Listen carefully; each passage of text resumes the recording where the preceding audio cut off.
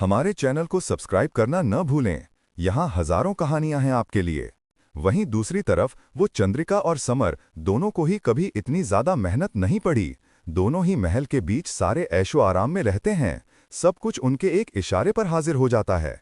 इसलिए ही उन दोनों को इतनी ज्यादा दिक्कत हो रही है। और फिर बोलो, पिछले 2-3 घंटों से लगातार चल भी रहे थे, जो कि किसी आम आदमी के लिए भी काफी ज्यादा होता है। वीरेश ने भी रुककर उन दोनों की तरफ देखते हुए कहा, अभी तो हम आधे रास्ते भी नहीं आए हैं और आप लोग 2-3 बार पहले ही रुक चुके हैं और अब तो बिल्कुल ही बैठ गए। अगर इस तरह से रुक रुक कर चलेंगे तो फिर हमें तो 2 दिन यहाँ रास्ते में ही लग जाएंगे। वीरेश की बात सुनकर थोड़ा हांफते हुए चंद्रिका ने नजर उठाकर उसकी तरफ देखा और कहा, बहुत ज्यादा थक गए हैं हम।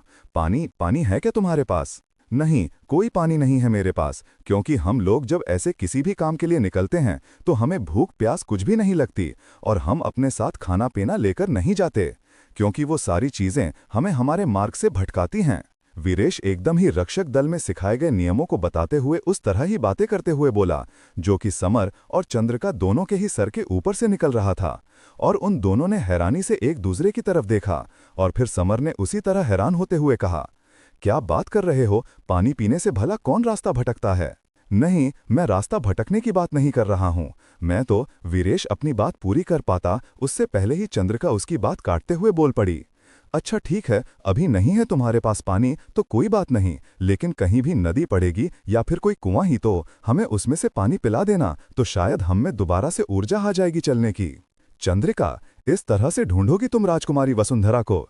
वैसे भी तुम मदद मांगने के लिए मेरे पास आई थी और अब तुम खुद ही नहीं चल पा रही हो। अगर ऐसा ही था तो मैं अकेले भी जा सकता हूं वसुंधरा को ढूंढने, क्यों तुमने भी साथ आने की जिद की? वीरेश उसे लगभग डांटते हुए बोला तो चंद्रिका का मुंह बन गया और उसे काफी बुरा लग रहा है ये सब कुछ सुनकर।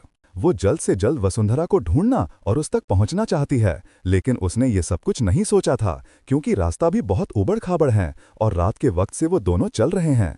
तो ऐसे में अगर कुछ घंटे के बाद वो कुछ समय के लिए आराम कर रही है या पानी मांग रही, तो इसमें ऐसा क्या गलत है? ये उसे समझ नहीं आया। क्या तुम अपनी शक्तियों से हमारे लिए यहाँ पर पानी नहीं मंगा सकते हो? समर ने एक बेवकूफ़ी भरा सवाल किया और वीरेश ने उसकी तरफ घूर कर देखा, तो फिर समर आगे कुछ नहीं बोला और उसकी बातों का चंद्रिका को बहुत बुरा लगा है। वह अपनी जगह से उठकर खड़ी हो गई और उन दोनों से आगे चलते हुए बोली, ठीक है, चलो, हम बिल्कुल भी थके हुए नहीं हैं और ना ही हमें प्यास लगी है, और हम प्रण लेते हैं कि जब तक राजकुमारी वसुंधरा मिल नहीं जाएगी तब तक हम भी पानी की एक बूंद तक नहीं पिएंगे। ये बात चंद्रिका ने बहुत ही मजबूती से कही और इतना बोलकर वो उन दोनों को वहां पर ही छोड़कर थोड़ा सा आगे बढ़ गई और वो तेज कदमों से चल रही है।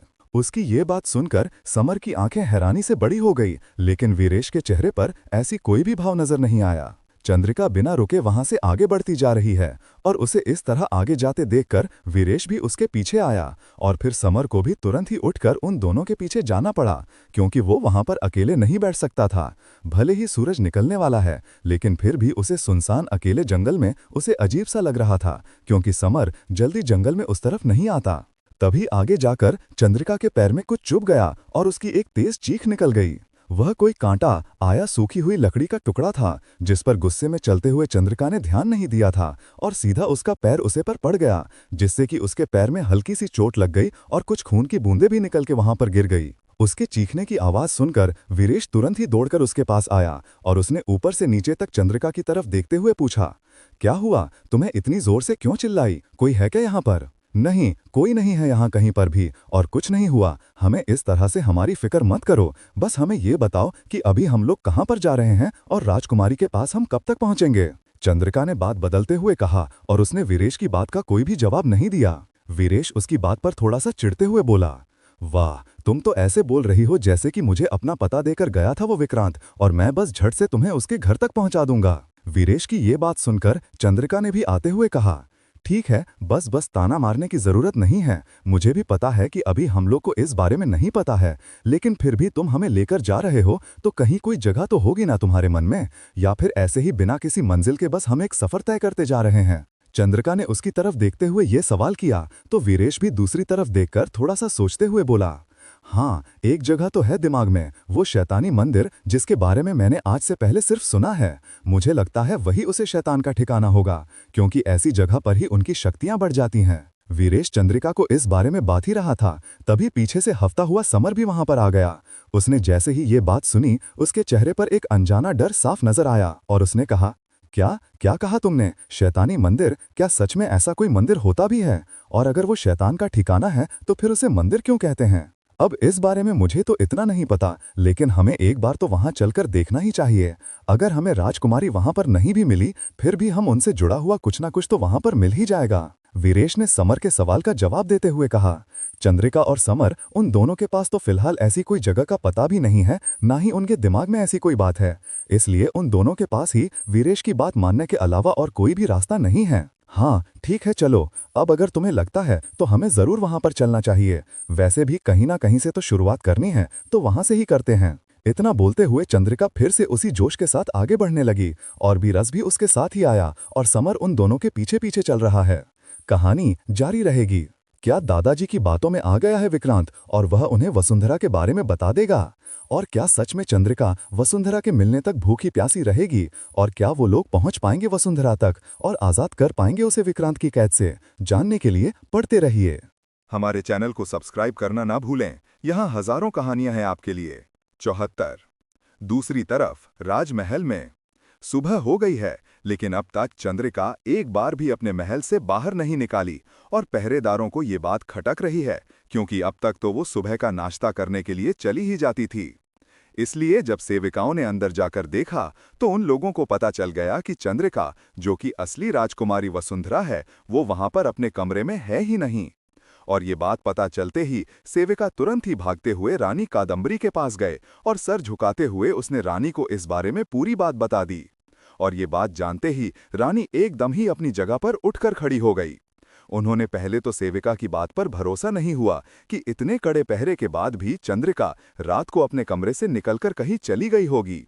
लेकिन फिर सेविका ने बताया कि उसने पूरे कमरे में देखा, लेकिन फिर भी उसे वहां पर चंद्रिका नहीं नजर आई, तो ना चाहते हुए भी रानी को उसकी बात पर भरोसा करना पड़ा। लेकिन उसने तेज आवाज में चिल्लाकर सारी सेविकाओं को बुलाया, सुरभि, मोती, रमा, गंगा, जल्दी से सब इधर आओ और पूरे महल में जाकर चंद्रिका को तलाश करो। रानी कादम्बरी का आदेश सुनकर उनकी खास सेविका फिर भी और महल की बाकी सारी सेविकाएं पूरे महल में इधर उधर जाकर चंद्रिका को ढूंढने लगीं। वहीं रानी कादम्बरी उसके इस तरह बिना बताए चुपचाप महल से कहीं चले जाने को लेकर बहुत ही ज्यादा गुस्से में है और नाराज भी। लेकिन अभी रानी को चंद्रिका से ज्यादा गुस्सा पहरेदारों पर आ रहा है, क्योंकि उन सबको कहीं ना कहीं इस बात का अंदाज था कि चंद्रिका ऐसी कोई ना कोई हरकत करेगा, इसीलिए ही उन लोगों ने कल पहरा लगवाया था। लेकिन फिर भी वो वहां से निकल गई। इसका मतलब साफ था कि पहरेदारों ने अपना काम ठीक से नहीं किया है।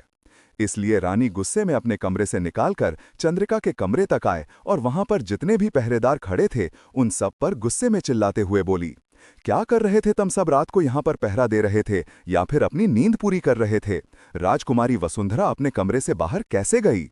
रानी की इस बात और सवालों का जवाब किसी के भी पास नहीं था, इसलिए वो सारे पहरेदार एक दूसरे का मुंह देखने लगे और कोई कुछ भी नहीं बोला। उन सब ने अपना सिर नीचे झुका लिया।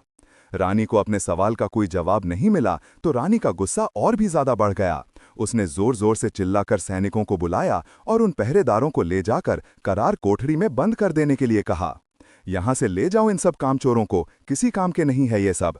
इनके होते हुए भी चंद्रिका अपने कमरे से ही नहीं, महल से भी बाहर निकलकर अभी भी, और ये लोग यहाँ पर खड़े हैं। इनमें से कोई भी अब हमारी नजर के सामने तो कारण नहीं आना चाहिए। रानी ने बाकी सिपाहियों की तरफ देखते हुए आदेश दिया, तो रानी का आदेश सुनते ही सिपाही उन पहरेदारों को अपने साथ लेकर वहां से चले गए। रानी इन सब के बाद तुरंत ही राजा के पास आए, जो कि अपने मंत्रियों के साथ किसी सभा में व्यस्त थे। लेकिन राजा को देखकर राजा उठकर उनकी तरफ आए और रानी से पूछने लगे, क्या हुआ है महारानी जी, आप परेशान हो रही हैं? किसी बात को लेकर सब ठीक तो है ना? रानी उसी तरह से परेशान सी आवाज में बोली, नहीं महाराज, कुछ भी ठीक नहीं है, क्योंकि आपकी बेटी ने हमें परेशान करने का जिम्मा जो लिया हुआ है। रानी कादम्बरी ने यह बात बोली और उनकी आंखों में परेशानी साफ नजर आ रही है। रानी को इतना ज्यादा परेशानी में और घबराते हुए देखकर राजा ने हल्के से रानी के हाथ पर अपना हाथ रखा और उनकी तरफ एक नजर देखते हुए कहा, इतना परेशान होने की कोई जरूरत नहीं है। आप हमें बताइए, आप क्या किया है राजकुमारी ने, हम उन्हें समझाएंगे। हम समझ सकते हैं, उनके लिए इतनी जल्दी अपनी पहचान को स्वीकार कर पाना आसान नहीं होगा, लेकिन उन्हें यह समझना होगा कि हमें यह सब उनके भले के लिए, उनकी जान बचाने के लिए ही किया, क्योंकि हर माता पिता अपने बच्चों की जान पर कोई भी खतरा नहीं देख सकते।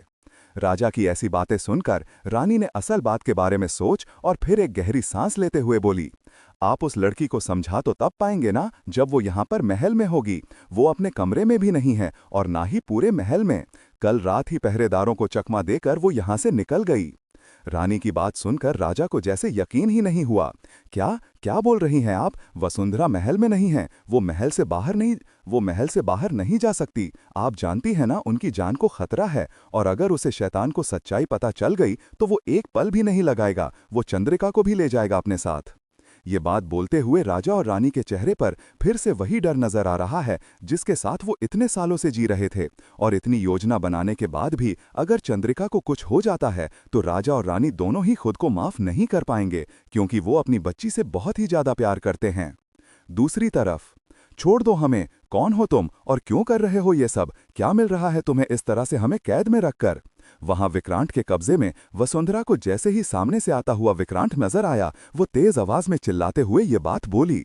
और पिछले 2 दिनों से जब भी वो विक्रांत को वहां पर आते हुए देखते हैं या उसे उसकी आहट महसूस होती है, तब तुरंत ही वसुंधरा इसी तरह से चलने लगती है, क्योंकि इसके अलावा तो उसे और कोई रास्ता भी नजर नहीं आ रहा वहां से निकलने का।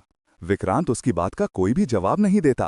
वो बस उसे देखने के लिए आता है कि वसुंधरा वहां पर ठीक ठाक सही सलामत है या नहीं, क्योंकि जब तक तेज वो रात नहीं आती तब तक ना वो वसुंधरा को वहां से जाने दे सकता है और ना ही उसे कुछ होने दे सकता है। वसुंधरा के बार बार चिल्लाने की वजह से विक्रांत ने आखिर उसकी बात का जवाब देते हुए थोड़े गुस्से में कहा, नहीं जाने दे सकता मैं तुम्हें, और कितनी बार बताऊं तुम मेरी शक्तियां बढ़ाने की। उसके और वसुंधरा के बीच 1 हाथ का फासला है और वो सीधा वसुंधरा की तरफ ही देख रहा है, लेकिन वसुंधरा को ऐसा लग रहा है जैसे कि वो दोनों एक दूसरे के एकदम ही नजदीक खड़े हैं। और तभी वसुंधरा को एक झटका सा लगा और वो वहां जमीन पर गिर गई।